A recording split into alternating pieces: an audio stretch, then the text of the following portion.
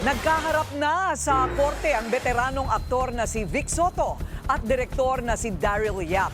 Ayon kay Yap, tuloy ang kanyang kontrobersyal na bagong pelikula sa kabila ng patong-patong na kasong isinampa ni Soto.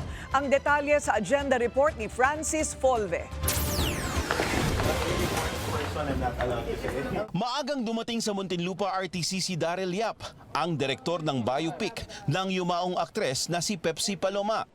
Dumating din sa korte ang kanyang abogado na si Attorney Raymond Portun. Kasama naman ni Vic Soto ang asawa na si Pauline Luna na dumiretso sa Branch 205 ng RTC. May gag order ang korte kaya bawal silang magsalita sa mga detalye sa kaso ni Soto laban kay Yap.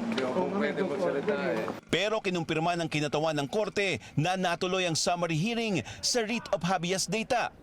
Kaugnay ito sa hiling ng kampo ni Soto na tanggalin at burahin ang kontrobersyal na teaser trailer ng biopic kung saan nabanggit ang kanyang pangalan. Nauna nang ibinasura ng korte ang mosyon ni Yap na pagsama-samahin ang writ of habeas data at inihaing 19 counts of cyber libel laban sa kanya. Ayaw magkomento ni Yap sa unang pagkikita nila ng personal ni Soto. Pero giit niya, tuloy ang kanyang pelikula. I'm still finishing the movie. We get to see the movie. Will it be shown? It should be. What do Did you think get the to talk UST to yung judge? David The UST yung judge. Puro UST po yung judge nila. So tuloy yung movie natin, direct. Dapat.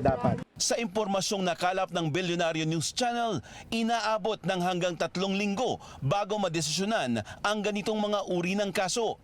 Madalas din na nagkakaroon ng 3 hanggang 4 na pagdinig. Bukod sa writ of habeas data, wala pa ring inilalabas na schedule para sa preliminary investigation sa prosecutor's office sa mga kasong isinampa ni Soto laban kay Yap. Para sa agenda, Francis Polbe, Bilyonaryo News Channel.